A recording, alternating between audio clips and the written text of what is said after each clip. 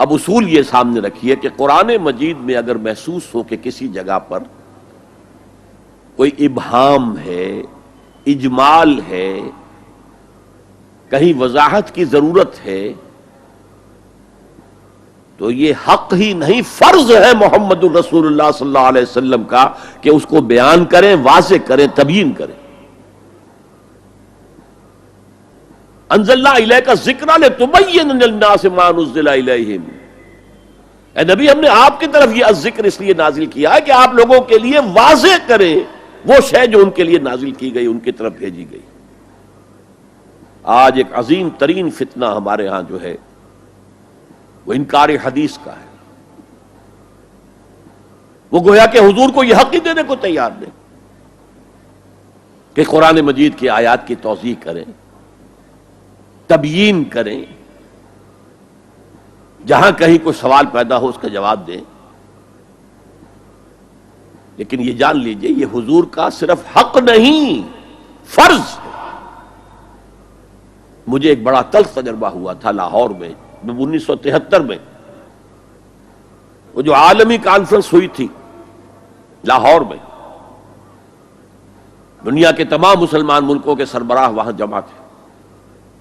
تو اس زمانے میں اس آیت کا بڑا چرچا تھا، اخبارات میں بھی بڑے بڑے اشتہار شائع ہو رہے لوگوں کی طرف سے، وَاعْتَصِمُوا بِحَبْلِ اللَّهِ جَمِيعًا وَلَا تَفَرَّقُوا۔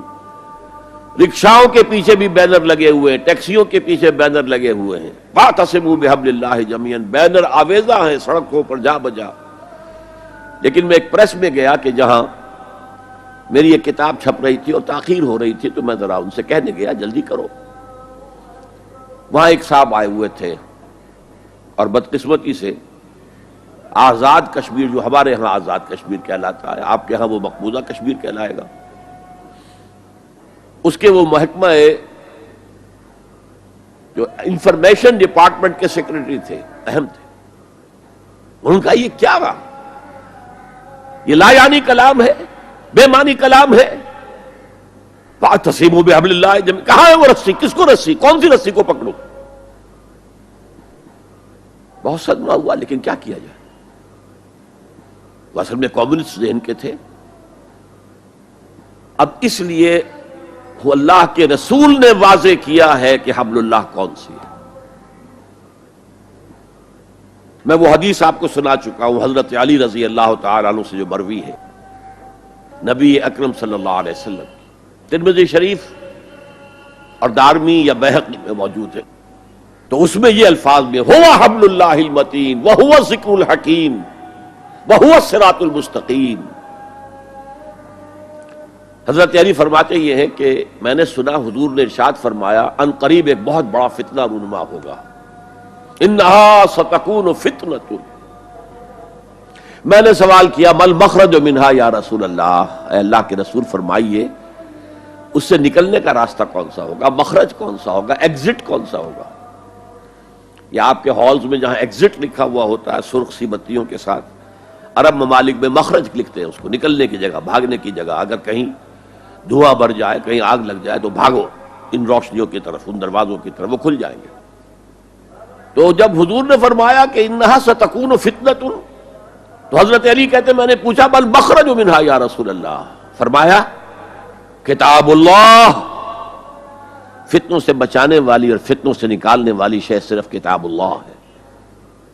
فیہ خبر ما قبلکم و نبأ ما بعدکم و حکم ما بینکم، اس میں تم سے پہلے جو اقوام تھی ان کی خبریں موجود ہیں، تمہارے بعد آنے والی جو چیزیں ہیں ان واقعات کا تذکرہ موجود ہے، اور تمہارے درمیان جو اختلافات بھی رونما ہو سکتے ہیں ان سب کا حل موجود ہے۔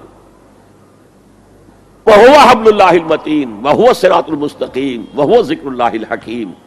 اور یہی تو ہے اللہ کی مضبوط رسی، اور یہی تو ہے الذکر۔ تم نے الذکر نہ معلوم کیا بنا لیے ہیں، کس طرح کے اذکار، سب سے بڑا ذکر الذکر،